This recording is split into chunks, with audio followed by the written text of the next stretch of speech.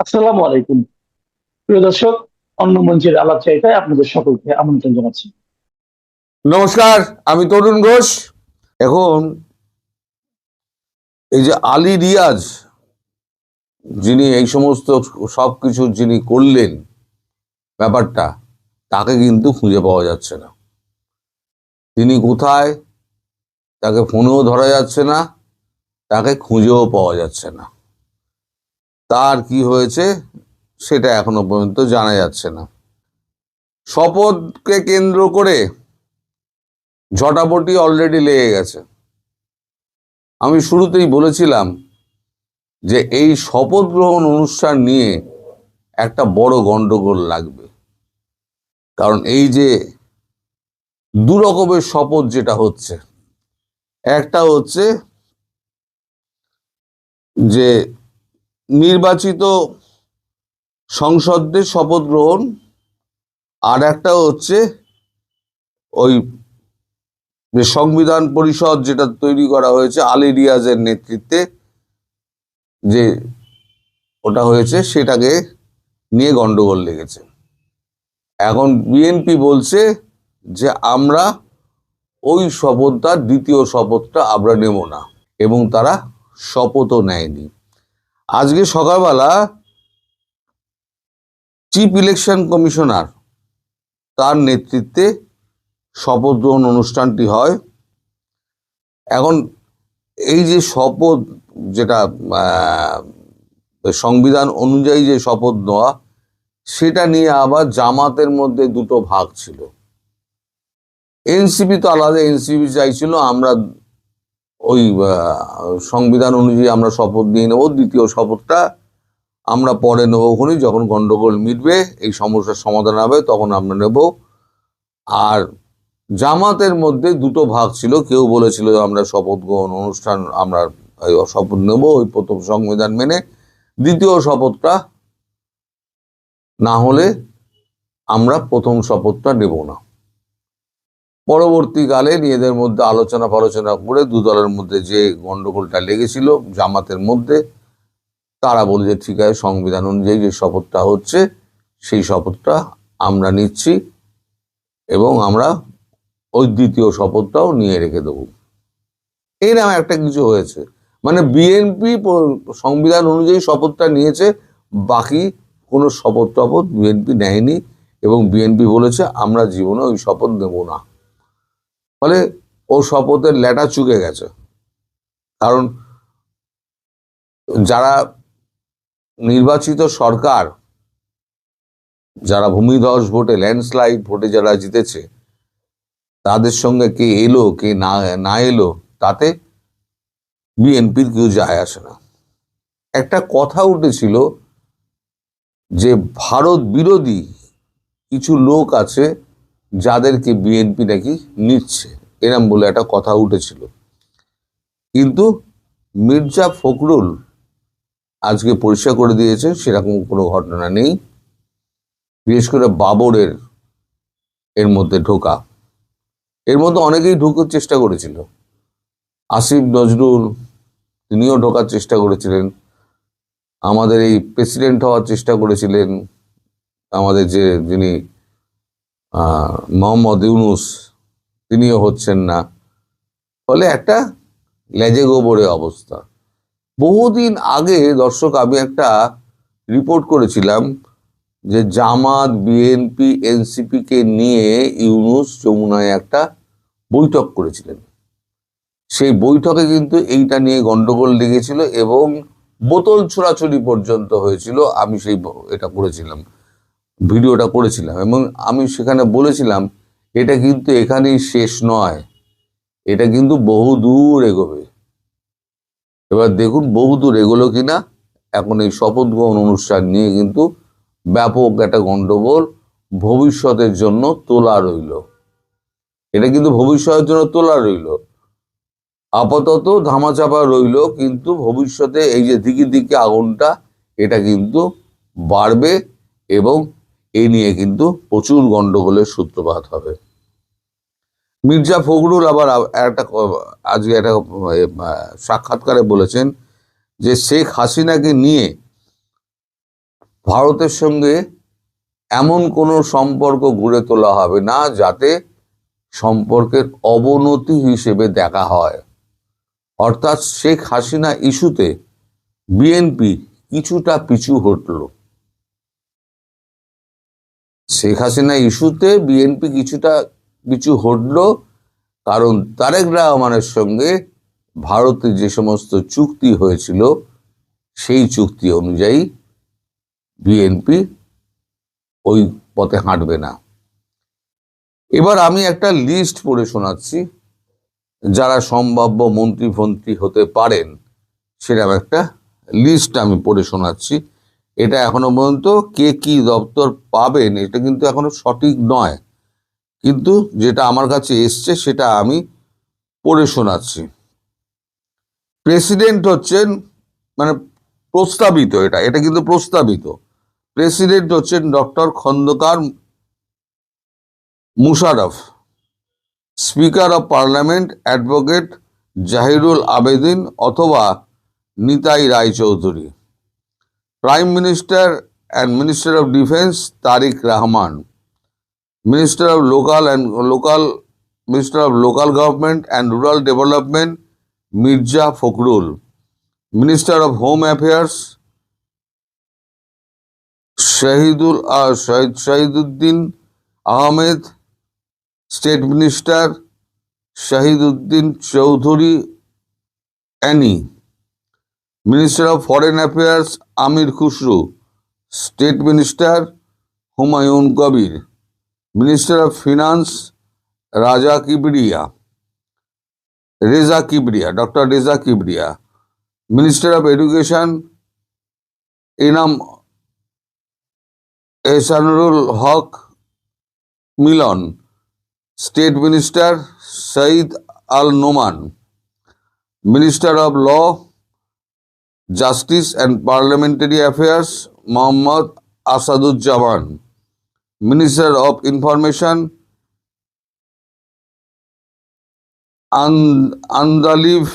Andalib Rahman Partho. State minister doctor Mehedi Amin. Minister of planning doctor Abdul Moyeen Khan. Minister of commerce Abdul Mukhtadir. Minister of industries Abdul Awal Mintoo. Minister of shipping major Hafiz. Minister of labour and employment Nazrul Islam Khan. Minister of water resource Abdul Habib Dulu. Minister of labour affairs minister of liberation and war affairs Fazlur Rahman. Minister of road transport and bridge Amarullah Aman. Minister of cultural affairs Zonayed Saki. Minister of health and family affairs doctor AZM Zahid. Minister of, আবার ছোট হয়ে গেল, minister of youth and sports Ali Asgar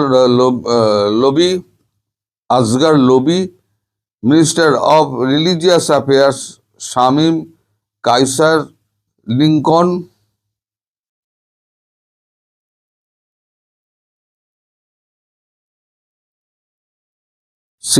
minister of civil aviation tourism Altaf Hossain Chowdhury. Minister of power energy and mineral resource Iqbal Hossain Mahmud Tuku. Minister of agriculture Shamsuzzaman ডুডু।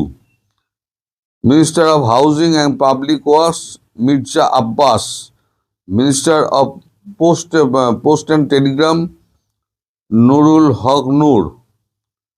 Minister of railways Gayeshwar Chandra Roy. Minister of public administration doctor Ismail Jabedullah. Minister of social affair Rabiul Kabir Rizvi.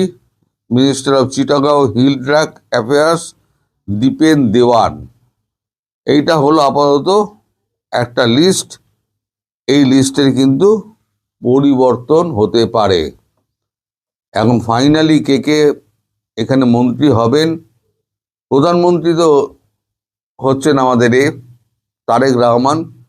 বাকি কারা কারা কি মন্ত্রিত্ব পাবেন এখান থেকে এই list অনুযায়ী হবে কি না সেটা কিন্তু এখনো চূড়ান্ত নয়। সেটা রাষ্ট্রপতি যখন শপথ বাক্য পাঠ করাবেন তখনই পরিষ্কার হবে। এখন এইটা এখন প্রাথমিকভাবে ঠিক হয়েছে। তবে জামাত যেটা আপত্তি তুলেছে, তারা এইটা দ্বিতীয় সংবিধান যেটা সংশোধিত সংবিধান যেটা হয়েছে আলী রিয়াজ দ্বারা করা, সেটা যতক্ষণ না পর্যন্ত কমপ্লিট হচ্ছে সেখানে মানে বিএনপি শপথ না নিলে তারা কিন্তু গন্ডগোল পাকাবে, তারা এটা সহজে মেনে নেবে না। এই নিয়ে কিন্তু একটা ঘোট ভবিষ্যতে পাকাবে এবং তার জন্য আপনারা কিন্তু তৈরি থাকুন। এই সরকার কিন্তু সুস্থিরভাবে চালাতে পারবে না। আজকে ভিডিও সংরক্ষণ করে রাখুন। আমি বলে দিলাম আজকে যে শপথ গ্রহণ অনুষ্ঠান হচ্ছে এবং কাল থেকে যে সরকার শুরু হবে সেই সরকার কিন্তু শান্তিতে দেশ চালাতে পারবে না।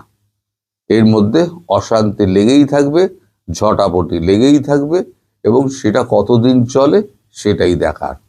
আপাতত এখানেই শেষ করছি। নির্বাচনের পরদিন থেকে দেশের নানা জায়গায় কার্যক্রম নিষিদ্ধ থাকা আওয়ামী লীগের অনেকগুলো দলীয় কার্যালয় খোলা শুরু হয়েছে। 13 ফেব্রুয়ারি থেকে গত 3 দিনে কমপক্ষে 10টি জেলায় আওয়ামী লীগের দলীয় কার্যালয় খোলার ঘটনা ঘটেছে। তবে এর মধ্যে কয়েকটিতে আবার পাল্টা হামলাও হয়েছে। প্রশ্ন হলো, নির্বাচনের পরপরই এমন তৎপরতা শুরু হলো কিভাবে? এখনো কাগজে কলমে অন্তর্বর্তী সরকারের প্রশাসন বলবৎ আছে। যে প্রশাসন আওয়ামী লীগের বিরুদ্ধে ডেভিল হান্ট অপারেশন চালিয়েছিল, হরে দরে আওয়ামী লীগের নেতাকর্মীদের জেলে পুরেছে, সে প্রশাসন কেন চুপ করে আছে? তার চেয়ে বড় প্রশ্ন হলো, সামনের দিনগুলোতে বিএনপি সরকার আওয়ামী লীগকে কিভাবে সামলাবে? বিশেষ করে বাংলাদেশের সাবেক প্রধানমন্ত্রী শেখ হাসিনা ইস্যুতে নতুন সরকারের দৃষ্টিভঙ্গি কি হবে? আওয়ামী লীগ ও বিএনপির কয়েকটি সূত্র বলছে, দেশে থাকা আওয়ামী লীগের শীর্ষ পর্যায়ের কয়েকজন নেতা বিএনপির শীর্ষ স্থানীয় নেতাদের সাথে কথা বলেছেন।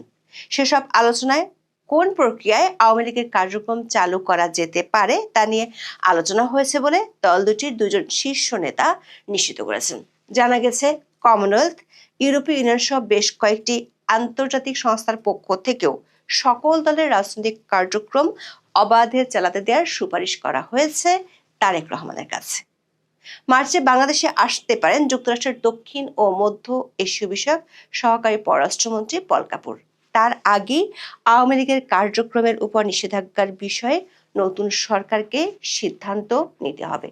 অন্যদিকে শেখ হাসিনা ইস্যুকে ঘিরে ভারতের সাথে কোনো ধরনের দ্বন্দ্বে জড়াতে চায় না বিএনপি, সে ইঙ্গিত তা হিন্দুকে দিয়েছেন দলটির মহাসচিব মির্জা ফখরুল ইসলাম আলমগীর। ত্রয়োদশ জাতীয় সংসদ নির্বাচনে নিরঙ্কুশ জয়ের পর প্রথম সংবাদ সম্মেলনে একটি গুরুত্বপূর্ণ বিষয় ছিল আওয়ামী লীগের সমর্থকদের নিয়ে বিএনপির চেয়ারম্যান তারেক রহমানের বক্তব্য। গত শনিবার রাজধানীর ইন্টারকন্টিনেন্টাল হোটেলের বলরুমে এই সংবাদ সম্মেলন অনুষ্ঠিত হয়। সম্মেলনে এক সাংবাদিক প্রশ্ন করেন, বাংলাদেশে এখনো অনেকে আওয়ামী লীগের সমর্থক, তাদের কিভাবে রিকনসিলিয়েশন বা পুনর্বাসন করা হতে পারে? জবাবে তারেক রহমান সংক্ষিপ্ত একটি উত্তর দেন। তিনি বলেন, আইনের শাসন নিশ্চিত করার মাধ্যমে। ভারতীয় সংবাদ মাধ্যম এনডিটিভি বলছে, উত্তরটি সংক্ষিপ্ত হলেও বেশ অর্থবহ। এনডিটিভির প্রতিবেদনটিতে বলা হয়েছে, বাস্তবতা হলো আওয়ামী লীগের এখনো উল্লেখযোগ্য পরিমাণে ভোটার রয়েছে। ব্যালটে দলটির অনুপস্থিতিতে তাদের সমর্থকদের বড় অংশ বিএনপির দিকে ঝুঁকেছে। দেশি বিদেশি নির্বাচনী পর্যবেক্ষণ সংস্থাগুলো তাদের রিপোর্টে একথা বলেছে। সবশেষ 16 ফেব্রুয়ারি ট্রান্সপারেন্সি ইন্টারন্যাশনাল বাংলাদেশ টিআইবি নির্বাহী পরিচালক ডক্টর ইফতেখারুজ্জামান বলেছেন, আওয়ামী লীগকে বাইরে রেখে এই নির্বাচন অন্তর্ভুক্তিমূলক হলো কিনা এ নিয়ে আরো প্রশ্ন উঠবে। এনডিটিভি বলছে ত্রয়োদশ জাতীয় সংসদ নির্বাচনের প্রাথমিক বিশ্লেষণে দেখা যাচ্ছে আওয়ামী লীগের ভোটের বড় অংশ বিএনপির ঝুলেতে গেছে, যদিও দলটি ভোট বর্জনের ডাক দিয়েছিল। যারা ভোট দিতে চেয়েছেন তাদের সামনে কার্যত দুটি বিকল্প ছিল, বিএনপি অথবা বাংলাদেশ জামাত ইসলামী। অধিকাংশ ভোটার বেছে নিয়েছেন বিএনপিকে। এনডিটিভির দাবি, এই যে ভোট একদিকে ঘুরে যাওয়ার ব্যাপারটা ঘটেছে, এর পিছনে একটি প্রধান কারণ হলো জাতীয় পরিচয়ের প্রশ্ন। আওয়ামী লীগ ও বিএনপি উভয় দলই 1971 সালের মুক্তিযুদ্ধের ঐতিহাসিক গুরুত্ব স্বীকার করে।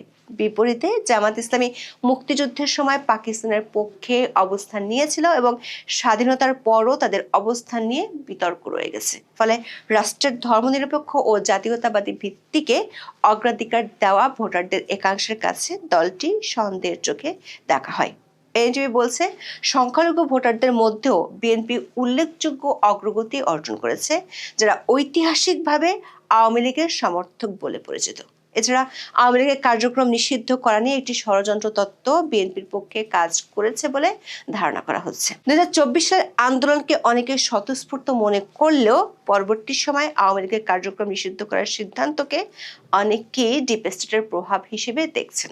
ভবিষ্যতে যে কোনো দল একইভাবে রাজনৈতিক অঙ্গন থেকে বাদ পড়তে পারে, এমন আশঙ্কা থেকে অনেক ভোটার স্থিতিশীলতার স্বার্থে বিএনপিকে সমর্থন দিয়েছেন বলে মনে করছে এনডিটিভি।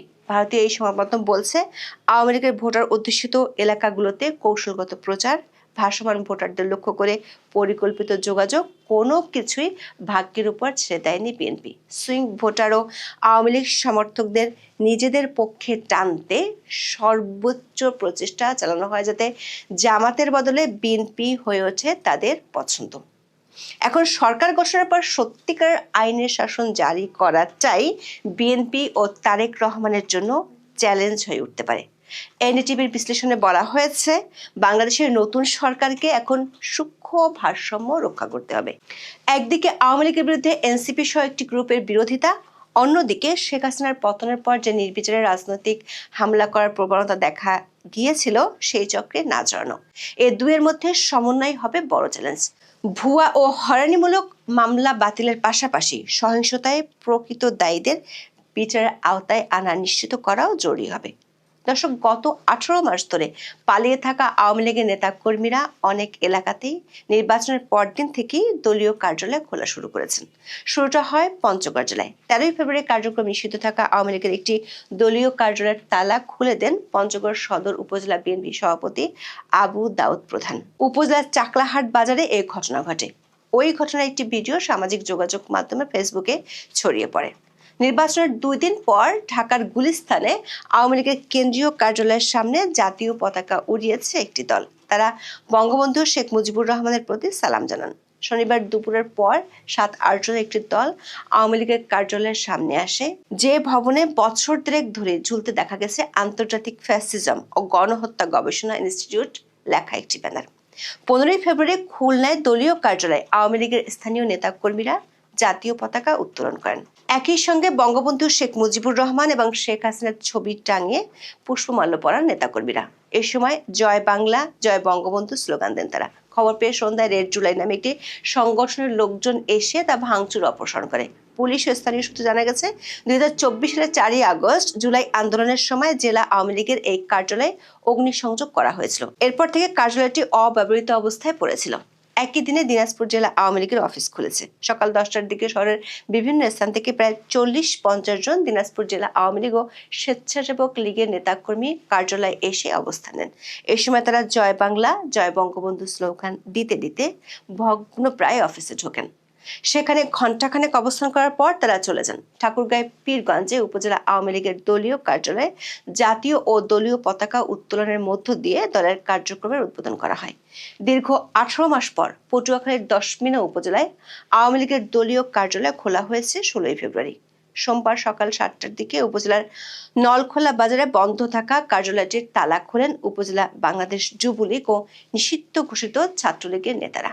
প্রত্যক্ষদর্শীরা জানান, এ সময় কার্যালয়ের সামনে জড়ো হয়ে যুবলীগ ও নিষিদ্ধ ছাত্রলীগের নেতাকর্মীরা বিভিন্ন স্লোগান দেয়। পরে কার্যালয়ের ভেতরে ও বাইরে দীর্ঘ 18 মাস পর 10মিনা উপজেলা আওয়ামী লীগের দলীয় কার্যালয়ে শুভ উদ্বোধন শীর্ষক একটি ব্যানার টাঙানো হয়। সালের 5ই আগস্ট বিকেলে 10 উপজেলা আওয়ামী লীগের কার্যালয়ে ভাঙচুর চালিয়ে সেটি তালাবদ্ধ করে দেওয়া হয়েছিল। পাবনায় দলীয় কার্যালয়ের সামনে কয়েকজন নারী নেত্রী গিয়ে জাতীয় পতাকা উড়িয়েছেন।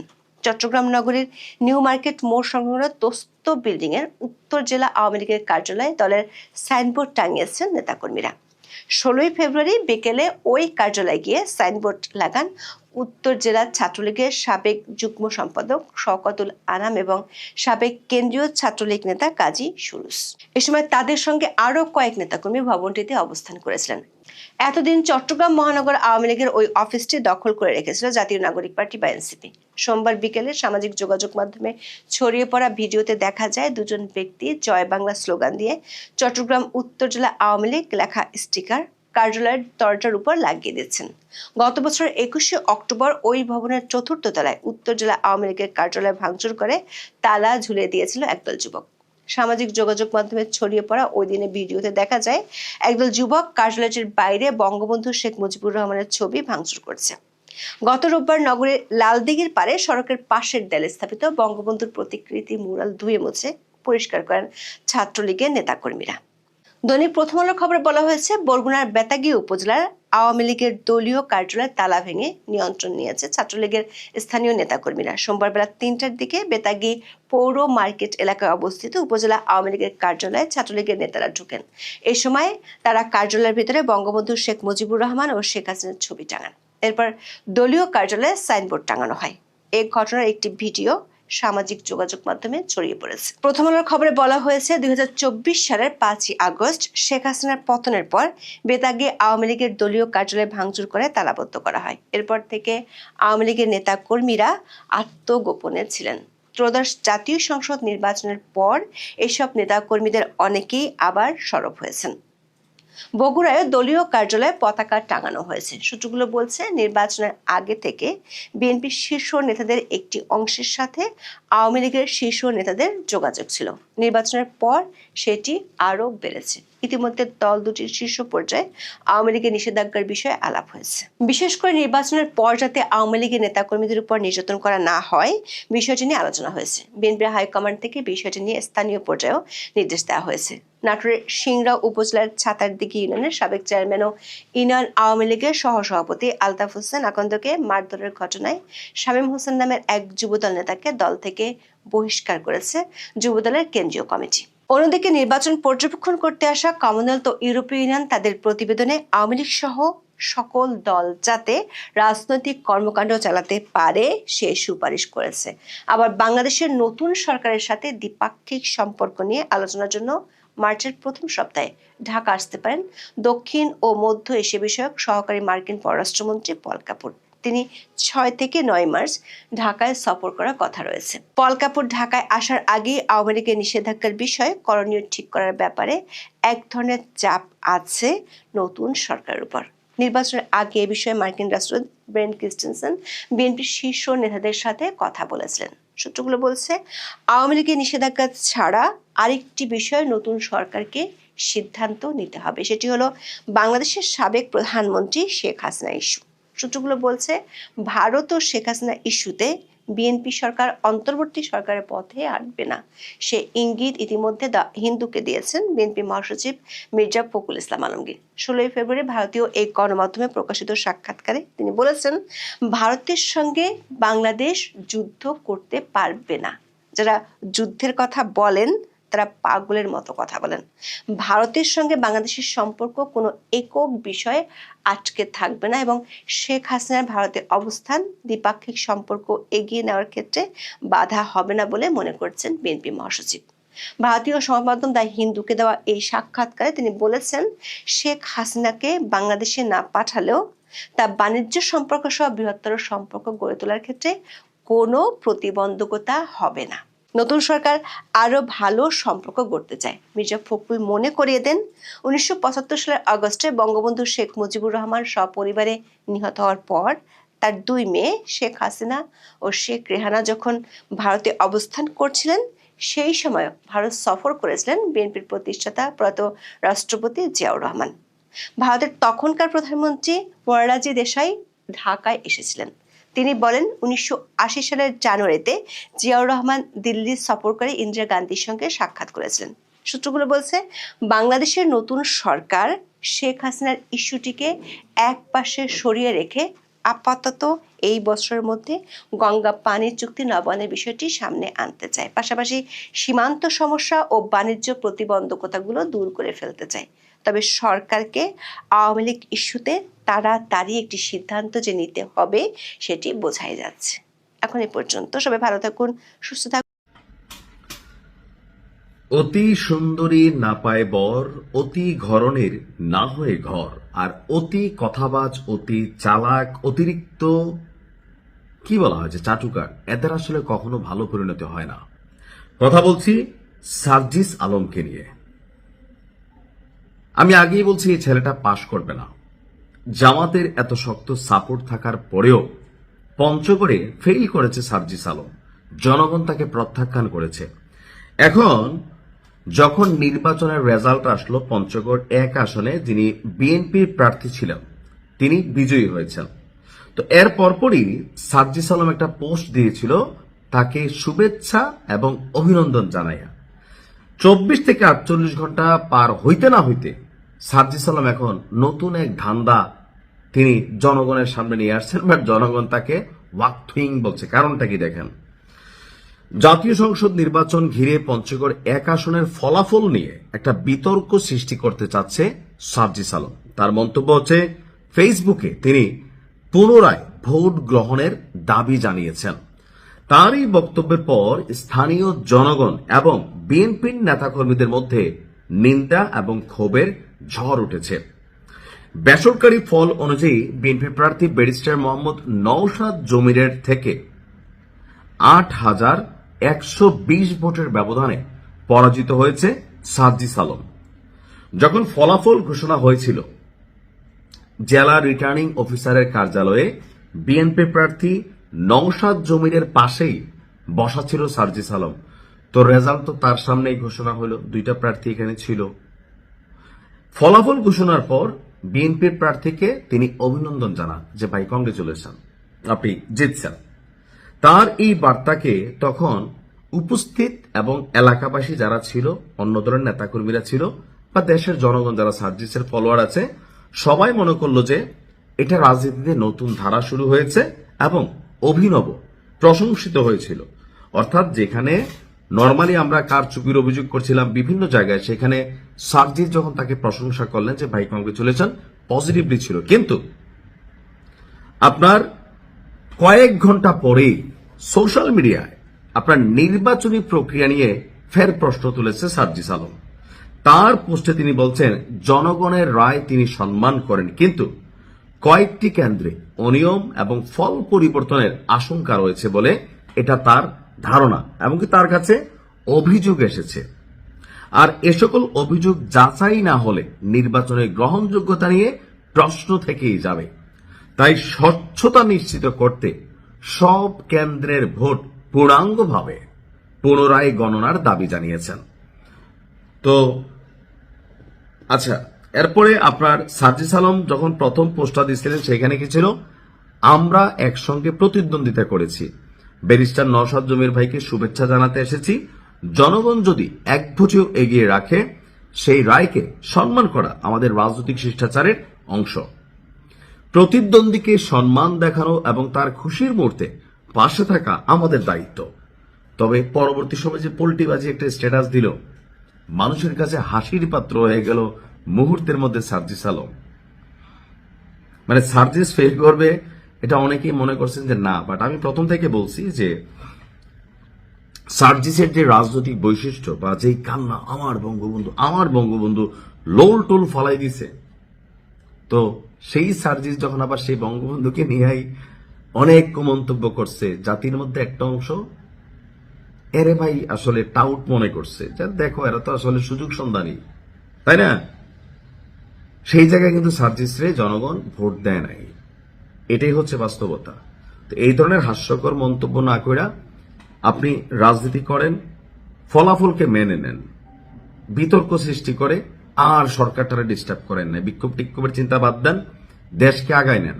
ভালো থাকুন। অতি সুন্দরী না পায় বর, অতি ঘরণের না হয়ে ঘর, আর অতি কথাবাজ, অতি চালাক, অতিরিক্ত কি বলা হয় যে চাটুকার, এদের আসলে কখনো ভালো পরিণতি হয় না। কথা বলছি সার্জিস আলমকে নিয়ে। আমি আগেই বলছি এই ছেলেটা পাশ করবে না। জামাতের এত শক্ত সাপোর্ট থাকার পরেও পঞ্চগড়ে ফেল করেছে সার্জিস আলম।